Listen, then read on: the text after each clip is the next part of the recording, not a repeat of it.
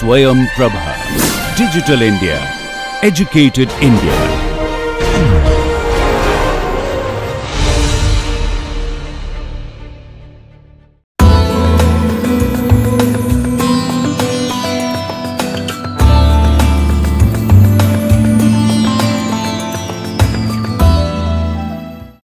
Good morning. So, we begin this class with an introduction to semiotics.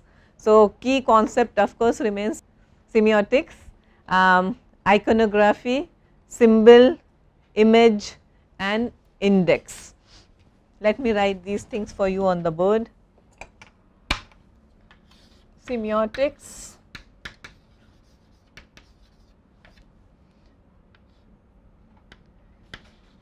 image, index, icon and iconography, iconicity, symbol. So, I begin with a quotation by Frank Capra, the great Hollywood film director, and where he says that film is one of three universal languages, the other two being mathematics and music. That means films is something that are accessible to all, okay. The same way as music and mathematics, that is the idea. But for that also we need to have some kind of an understanding of semiotics in order to read a film better. This is an essay that I would like to recommend to you very strongly, called it is a lengthy, it is not exactly an essay, it is a book called What is Cinema, volume 1 and volume 2 by Andre Besant. What is Cinema, volume 1, volume 2 by Andre Besant. We have been talking about Andre Besant for quite some time, Cahiers du Cinéma and Andre Besant, and critics like him would keep appearing in this course. So, what is cinema? Andre Besant of course has written 2 volumes on that, but according to you, what is cinema? To showcase the life and times of a particular period, person or a group of individuals. Okay, life and times of it. So, that is biopic and a historical. Or a brief time period about. Okay, any other? Conveying a concept or a message. Conveying a concept or a message through visual aid. Through visual aid. Anything else? Just a story perhaps. Cinema is telling a story through a system of science. Okay, through a system of science, images, index, visual representation, visually telling a narrative. So, that is cinema. Okay. So, you can expect a lot of things from a film, okay, but film at the core is a set of science. Film is often called the most collaborative of art forms. Tell me what is, you all know what is a collaborative effort, but why do we call film a collaborative art form? It is not like painting or writing a poem or a novel. There are so many different elements which come together. You have moving images, sound, so many different things come together. So okay, let us imagine a movie set. Vijayalakshmi, let us imagine a movie set. How many people do you think you will find on a, you just wander on a movie film set, and then who will you find? Scale of the movie, you could find the crew and the casting, and it varies. And crew consists of the cast, that means the actors. Okay, she means by cast people who are acting in the film. Of course, without actors there cannot be a film. Now, what is a crew? Who are the members of a crew? background technicians. What happens to the director? Okay, yeah. So, you need a director and you need a cinematographer, and you need a sound recordist, you need a makeup man, a prop person, several people. So, it is not a one man show. And once the movie is over, do you think it is over? till it's released?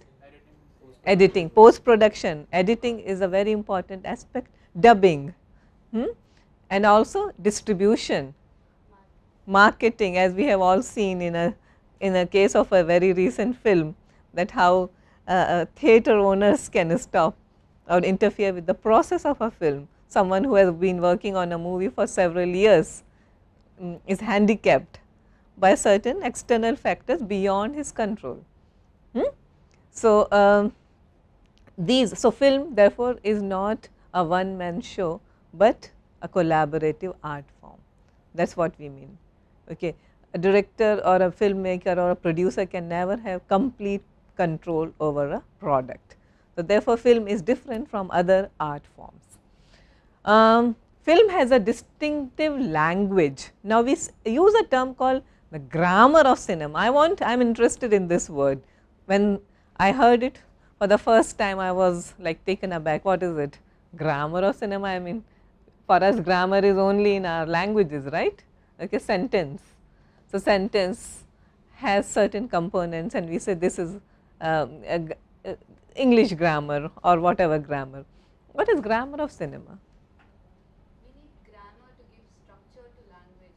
Likewise, cinema is a visual language. To create one scene, it needs a structure and it needs certain rules against which it matches and certain forms to stick to. Very good. So, we need certain clues and certain structures in order to understand. So, in order to read a poem or a novel, you need to have some basic understanding of the rules of the language, that is grammar. In order to understand a film, we also need to have some understanding of the grammar, rules of film. And now what could those rules be? And therefore, our semiotics come into the picture. Give me some example. How we prepare the set for a particular scene. A set will be different for different scenes, right?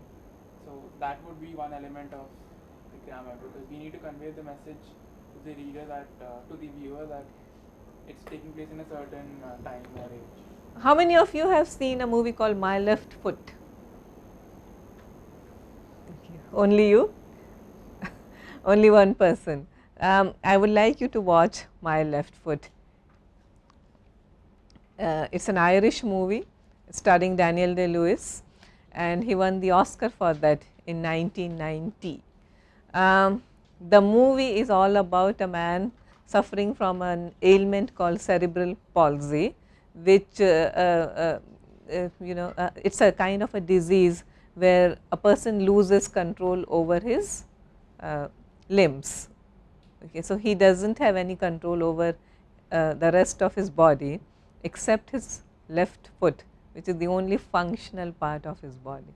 Okay. And the movie starts with a huge close up of his left foot, and then how that foot manipulates a record, those old fashioned music systems before cassette players and before music CDs, we used to have records, and how the left foot manages to make a music system get going with the because the person doesn't have any control over any other part of his body. So, he uses his foot to listen to music.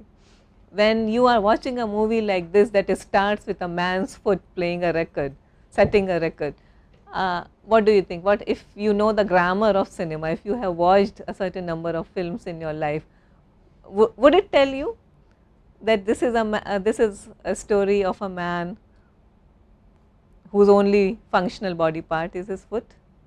Would you understand that or not? That understanding comes from our repertoire of film grammar. Okay, we understand certain things no one ever told us, but that has come to us because we know how to watch movies.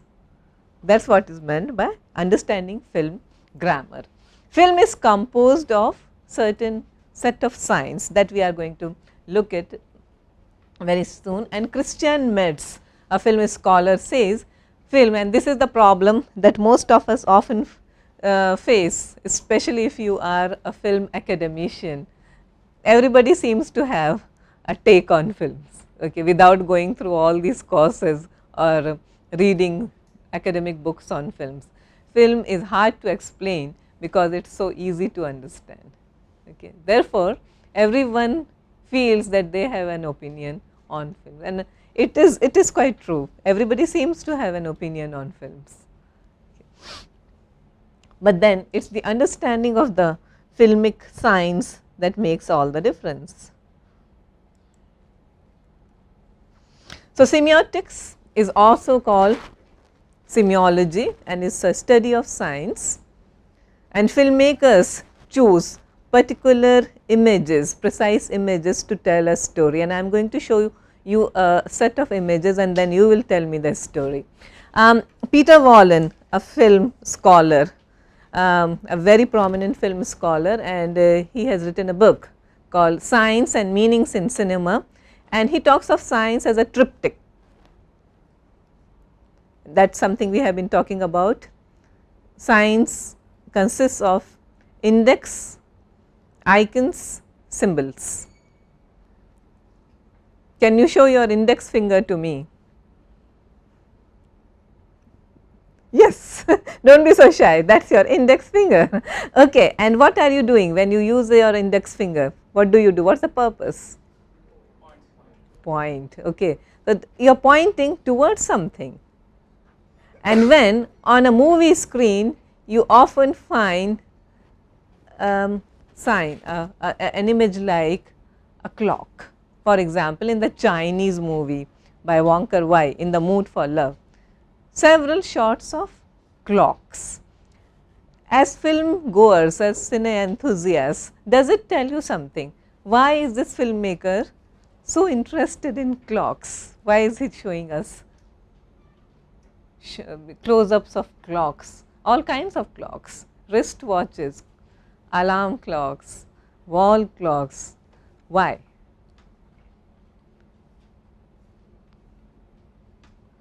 Well, what does the clock tell you?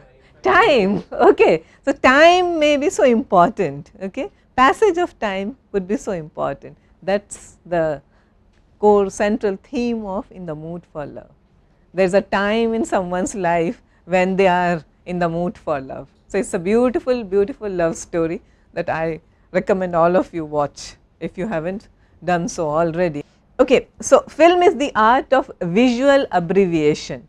Okay. It tells you, I mean, therefore, when we talk about adaptation novel, so people also often say that it is not as good as the novel. Gone with the Wind, okay, great movie, but if you read the novel, it does not come anywhere close. The movie does not come anywhere close to the novel, because film abbreviates so many things. So, that is perhaps the strength or even a weakness of filmmaking. It is an art of visual abbreviation. One shot says something which several pages say in a novel. Filmmakers show smiles to denote something, unless it is a different kind of a film. In a very normal regular film, a smile is a smile. Okay, a person is happy. Unless you are talking about Mona Lisa's smile, then there could be context or subtext read into that. Scars, okay, scars denote something. Aristotle talks about the concept of recognition and agnoresis. So, scars say a lot, people recognize each other. Oedipus is recognized by what? By a scar on his foot, yeah, the swelling on his foot. So, guns, badges, hairstyle, they all are signs which tell you about something. Okay, so, I will show you a scene or a shot, and then you will understand what hairstyle suggests. I go back to Roland Barthes again in Mythologies. Mythology is a very sacred book for semioticians, where he says trivial aspects of everyday life can be filled with meaning, including a character's hairstyle. So, hairstyle is a very trivial aspect of life, but that is also filled with meaning while watching a film. So, here is a shot from a very popular movie from the 70s, John Travolta and Olivia Newton-John, Grease. It is a musical, it is a teen musical, a romantic comedy, a dance movie. It's a very popular, highly successful film. How many of you have watched it? Okay. Watch Grease. Look at this shot for a while and tell me what's happening. I mean, I know what's happening, but look at the man's hairstyle, clothes. Look at the girl's hairstyle and clothes and makeup and so on, and the spaces and the distance between them. I give you 1 minute. The boy is all about? It seems about dominance of John Travolta or the lead that he takes in the relationship. Okay, so he looks as if he is making all the moves, okay, and not the girl. Okay, and why does it appear to us so? Actually a subculture. Greaser is a subculture of 70s American youth. It's Okay. actually specifically saying the leather jacket and the greased hair to the backward. Okay, It's actually the hairstyle itself is taken from Elvis Presley's hairstyle.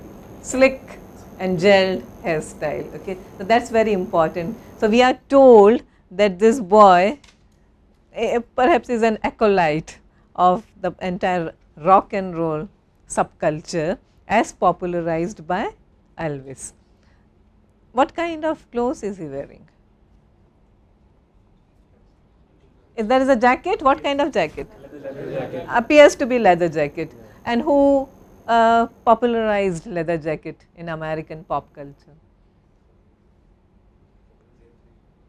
James Dean, good. James Dean, who is known for Rebel Without a Cause. Okay, so the rebellion hero, the rebellious hero. And before that, we had Marlon Brando in The Wild One. So James Dean, Marlon Brando, the great heroes, the great actors from the method school of acting, and also known for their the image of disaffected youth, rebellious youth. So that's what perhaps he is trying to be. Maybe he is not all that rebellious, but he wants to be a part of a group in his college which claims to be rebellious. You know, we all go through our phases and we all want to be part of certain groups. So call it peer pressure or whatever. Okay, so he wants to be like that. He wants to create that image. So that kind of hair and that kind of clothes reinforce or at least help him get integrated into that kind of group which demands this kind of image. So group loyalty. So he is conforming to a particular group of friends who would like to be known as the rebels. The girl, She's channeling an image that's almost directly in contrast to him. exactly. She's wearing like a high collar and her hair's all neatly tied up in a ribbon. Less makeup, not a red lipstick, okay, and very high necked, collared, schoolgirlish. Yeah. So what is the image being conveyed here? Innocent, prim and proper, and very respectable. Okay. So a total opposite of the boy. So Greece plays around with these signs. How we use certain tropes, certain characteristics, external characteristics of external appearances, which can be seen as an attempt to reinforce a particular image. So the good girl and the bad boy coming together. So this is the short arrangement in Greece where Danny and Sandy, okay, are sitting in a car, his car, and where he attempts to make advances towards her, and his clothes and his hairstyle, as we have been talking about, they recall Elvis Presley and Marlon Brando, who belong to a distinct subculture group. Sandy, on the other hand, her hair, her clothes, her body language conform to other kinds of notions, conformity and respectability. So, this is Danny's group, and this is what he wants to be. So, the rest, yeah, but by the end of the movie, when they realize and they discover their true feelings for each other, they attempt to get a makeover of images. Then Sandy starts dressing the way a hot, so called hot chick would, and Danny starts wearing more conservative clothes. So, that is the way the movie ends. So, it is all about iconography of clothes and hairstyle. Now, coming to this another element called icon. Icon is a sign which represents the object mainly by similarity. So, icon is a is a sign, and it tries to capture the reality of the object. We will look at it, I will explain that. So, iconic images are familiar images. Actors try to form an image unless you are an extremely versatile actor who actually tries to, or very consciously tries to break away from any kind of image. Otherwise, most actors are popular or successful because of a carefully constructed image that becomes your iconicity. A narrative is frozen in an iconic image, and let me give you an example. Okay. This is an iconic hairstyle. Do you know this guy? Javier Bardem from No Country for Old Men. So, I do not think there are many people who can pull off this kind of hairstyle, but this becomes an iconic hairstyle, and this is an iconic image. What does it tell you? You haven't, let us assume you haven't watched the movie, but this image tells you certain things. What does it tell you? He's running while Anton is perpetually behind him at all times. So, Javier Bardem's image is overpowering, domineering the entire landscape, and the so called protagonist, the good guy, is on the run, but he is so diminished by the aura of this person who is such an all pervasive kind of a personality, a very dominant image. So, that is why almost godlike or Satan like, whatever way you want to understand him. So, a wonderful movie based on a great novel by Cormac McCarthy, and this is an iconic image. Stars play with their images and create a sort of iconicity. So, this is Audrey Hepburn from Breakfast at Tiffany's, and what image is she trying to convey? The rich, proper Socialite, stylish. Who was the fashion designer, Vijay, for Audrey Hepburn in Breakfast at Tiffany's, sorry. So, this is something that you should know about. Stars and images are not an individual construction, but a host of people combine or collaborate towards constructing an image, a sort of iconicity for a star. So, your hairdresser, your makeup man, the cameraman who shoots you from the best possible flattering angle, and also your dress designer. Herbert Givenchy is the name of the fashion designer who created the Audrey Hepburn look, iconic look for Breakfast at Tiffany's. And of course, all of you are familiar with Marilyn Monroe's a famous iconic image from 7 Years Itch. Okay, so now sign has two parts.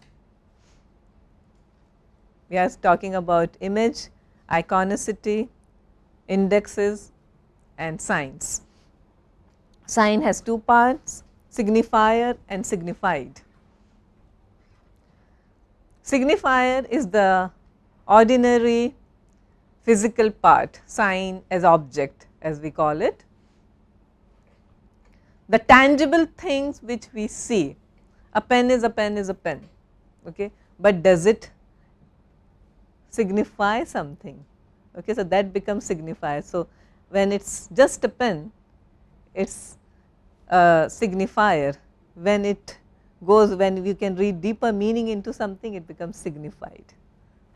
The signified is the psychological part. You may look at a pen from various perspectives, and it all depends on your world view of objects. There are deeper meanings to it. Color can also be read as a signifier, and red signifies many things here. What? Passion, zest for life. Okay, a man whose professional, personal life is has reached cul-de-sac. Okay, and then in this girl he finds something, some excitement, some romance, some hope. So red is several things in American Beauty. So synecdoche is another aspect of sign system, relationship between part to a whole. So when we say the Oval Office, we know who we are talking about. When we say the crown, we know what we are talking about. The badge, on the other hand, signifies the law, okay, so a representative of the law. So a heroine, for example, may be well known for her smile. Okay, she smiles and everyone knows what it means. Okay, so sometimes actresses are just told, don't worry about the scene, just smile, because that's what people come to watch. Okay. Humphrey Bogart would always carry cigarette, film noir hero. So he has to be, surrounded in smoke. Clint Eastwood, the Western hero, and his cigar. They all signify something. So part conveying a whole. So he knows what we are looking at. Clint Eastwood with his trademark cigar is a tough guy. It's a tough guy, not to be messed around with. Zodiac is a movie which plays around with sign as a system. Okay, the entire premise of the movie is centered on how to read and decode certain kind of signs. This is a shot from which movie? Okay, and again, what does it signify to you? Waiting for the bus. Okay, a shot taken from behind. So any meaning that you can read into it?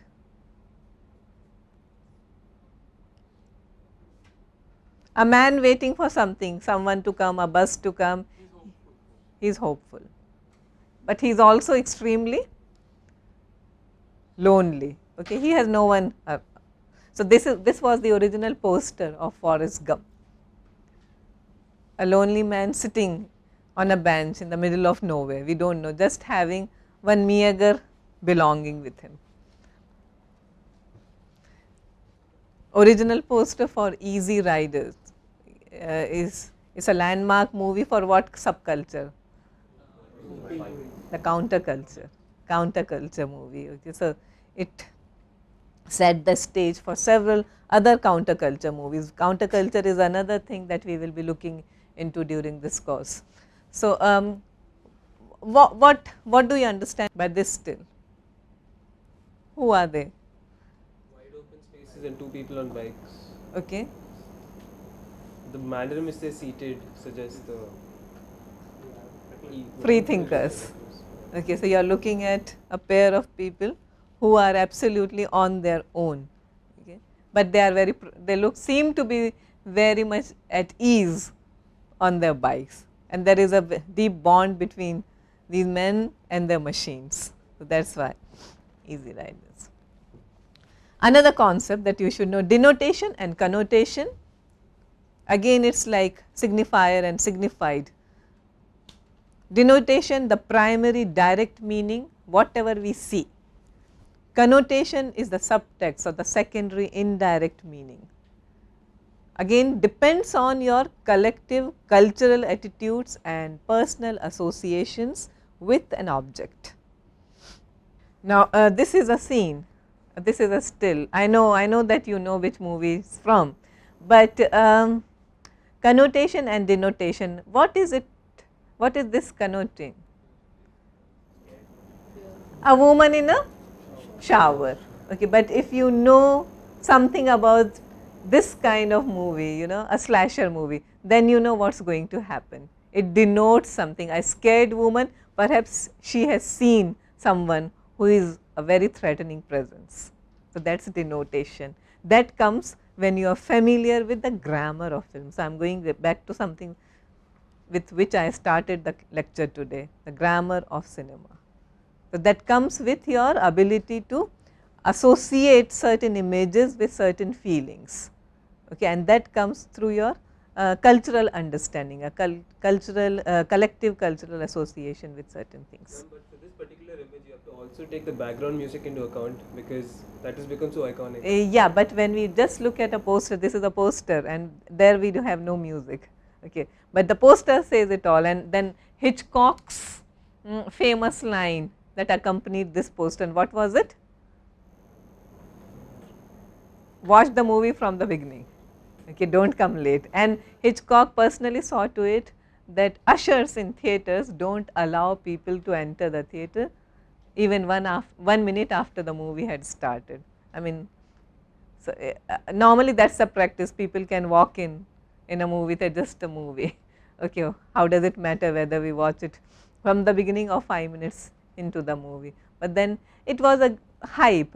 It was a kind of a hype generated by Hitchcock that this movie is full of suspense, and to understand this movie it's very important that you watch it from the beginning. Okay, another important name we have already seen, Mythologies and Roland Barthes, and this is another interesting article by him, S upon Z, where he talks about 5 systems of meaning. These systems are called codes, and these codes of cinema are like language, grammar to a language. It is important to understand certain codes to understand a film, to construct certain meaning.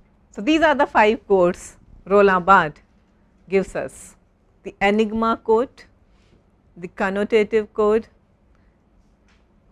the action code, the symbolic and the cultural code. The enigma code is when a film sets certain kind of puzzles. It does not explain you everything. What is going to be? What is the movie going to be all about? That is the idea of the enigmatic. So, the word enigmatic itself is enough to tell you that the maker is not going to give you the plot away from the beginning. Okay. Well, who did it and what happened? So, mostly in suspense films, this is a code which is often employed, and I would like to draw your attention to this still from Hitchcock's Vertigo. James Stewart and he is surrounded by 2 women, both very pretty, but very distinct from each other. And what gives you that distinction? Now read the signs here.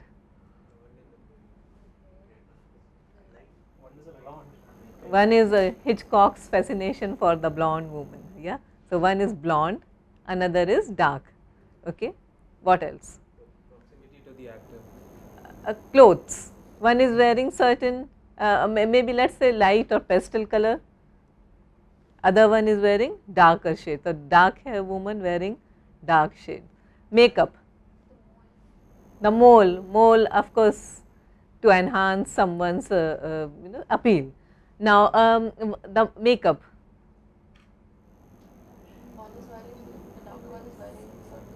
so yeah, so the dark haired woman is also wearing more conspicuous makeup, whereas the light haired girl is wearing light colored clothes and less prominent makeup. The binaries are set. So, who is the good girl and the bad girl? Hitchcock is telling you from the outset, but both roles played by the same female actor, Kim Novak. So, they are not 2 different actresses, they are the same. Okay, so, Hitchcock plays around with these binaries, and watch Vertigo. So, very interesting. So, that is the enigmatic code. Connotative codes are signs that imbue characters and settings with certain meanings, including speech, clothing, movement, gestures, creating illusions of real people having real experiences in a real world to connote something, okay, real people. So, we will be talking about realism, and I will also introduce you to Andre Bezon's the ontology of photographic image, where he talks about cinema and realism. Okay. So, all filmmakers attempt to be realistic, but are films real? Another still from Vertigo. What is happening here? The blonde woman wearing a light colored suit staring at a picture. What sort of a picture is that? From some other period, from some another era. Okay. What could be the setting here? Is it her house, a personal house, or looks like a museum? Looks like a museum. And what are we supposed to look at? The woman or the picture?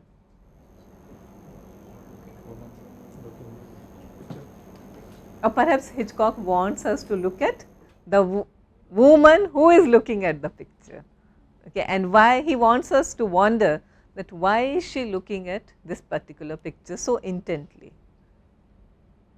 Okay. So, that is the mystery of Vertigo. If you have watched the movie, you will understand that why is this particular art gallery so important, why is this woman's fascination, what is she having? She is having a bouquet on one side and a clutch on another, and it is again like our Forrest Gump, she is sitting very alone on a bench, but they are very different kind of people. Okay. So, again conveying the meaning of conveying the sense of loneliness, obsession with something. She is not certainly not waiting for anyone, she is looking at the picture, fascinated, obsessed by this picture. That is the impression she tries to convey, especially to the hero, who is a detective and who has been ordered by the husband to follow his wife. He says, I do not trust my beautiful wife. Whenever she goes out, I wonder who she goes, I mean who she meets and where she goes.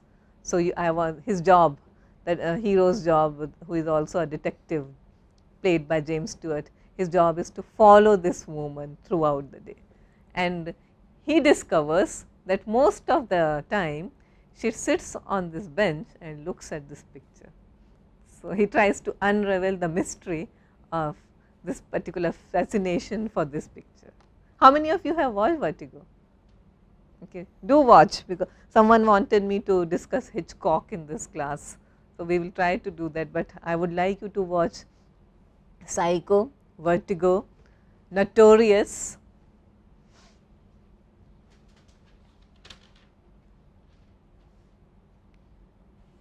any other movie that comes? Rare Window is very important, Grace Kelly. To Catch a Thief, again Grace Kelly and Cary Grant. So, Grace Kelly happened to be Hitchcock's favorite blonde. So, they collaborated on 3 movies, and Kim Novak was another favorite blonde of his, Vertigo. Again, dress, gestures, which movie? All of us are familiar with this film. And tell me, what are the gestures, the body language, the coming together as a group, their clothes, what do all these things combine to tell you? They are working together. Working together, they are a group, okay, they are all buddies. What else? What kind of people are they? Not necessarily gangsters at this point, we are not very sure, but from the outward appearance, what do they look like? Sloppy people? Well dressed, definitely not sloppy. Not sloppy, they may be slouching, but they are definitely not sloppy. They are very careful about their appearance. A great deal of attention has been paid to what they look like. Okay. And we know, and quite alike. So, there is a kind of uniformity about most of them, except the only guy who is an outside, and then we later realize why is it different. The action code, signs belonging to a pattern of action, and I will give you an example. You look at a set of signs and symbols and you know what the action is going to be all about. Is it a love story? Far from it. What is it? What could it be all about when you look at bruised body of Bruce Lee? A martial art movie. Okay. No one has to tell you something else. I mean, if they say that Bruce Lee plays a gangster or a romantic hero or a historical or Lincoln perhaps, you wouldn't believe him, right? We know what he is doing here. And what's happening here? Is it an action film? Far from it. It's a drama, it's a romantic film. So, action code. How the principles are acting, performing, it tells you everything. The symbolic code, organizing all experiences into a pattern and binaries. So, good versus bad, hero versus villain. So, there are certain symbols given to people, like the good girl and the bad girl, the blonde and the dark haired girl, right. The Western as a genre played on these symbols.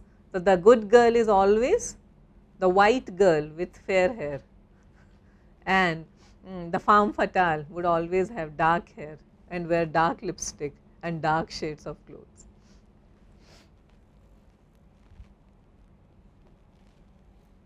Okay.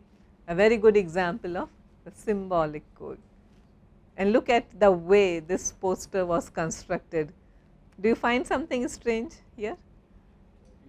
The eyes. The faces are so conjoined that the eyes become one. Okay. Cultural code, a very interesting one.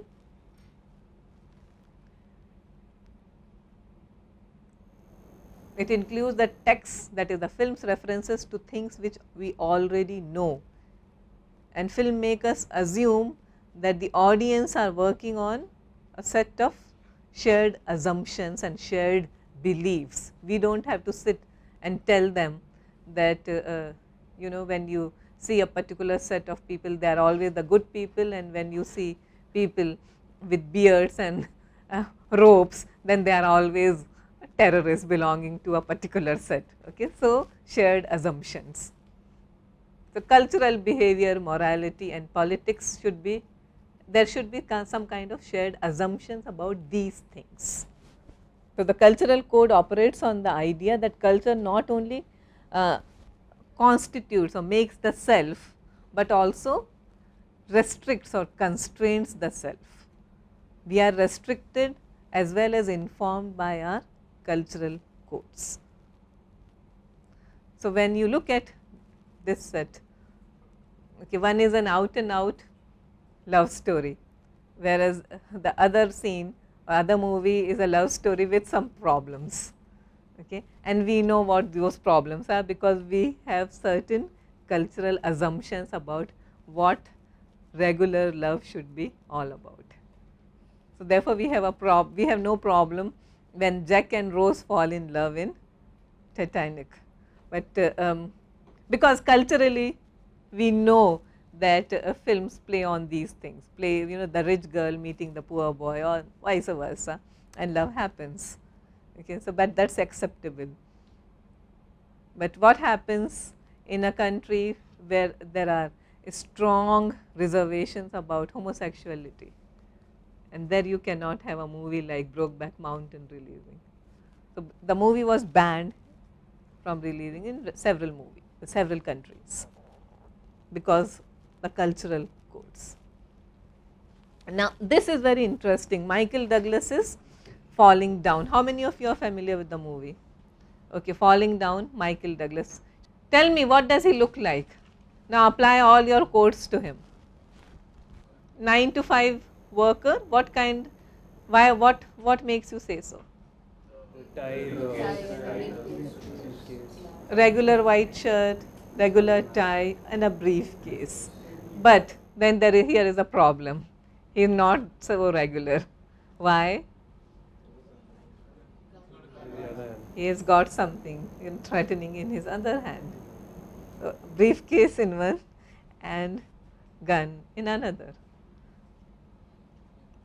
So, if you are very familiar with filmic grammar, the cultural code, uh, if you share a set of beliefs and assumptions from movie going public, you understand that here is a hero, an every man, an average man, who on a given day decides that he cannot take it anymore. So that's the idea of falling down. Okay, so it's a regular day for him when it starts, but by the end of the day he turns into something else. So therefore it's a very potent way of giving that kind of impression to the audience. Okay, so all these factors raising questions about how this particular man, an average regular everyman kind of a hero, finds himself in these surroundings, a desolate area, graffiti on the walls. What is he doing here? His clothes, his hair, his glasses, they give an impression that he is a very regular person. But then he is standing in a place which is surrounded by demolition sites, skyscrapers in the background. Okay. So, the film raises several questions about codes of conduct. What happens when a very regular person has a breakdown with the system, with the establishment of society. This is another movie I would recommend that you watch it, and watch it alongside Martin Scorsese's Taxi Driver.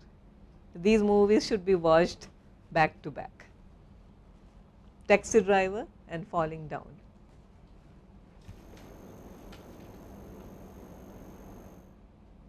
And I was saying, watch 7 as your homework, and then we will be discussing the semiotics of 7 when we meet next.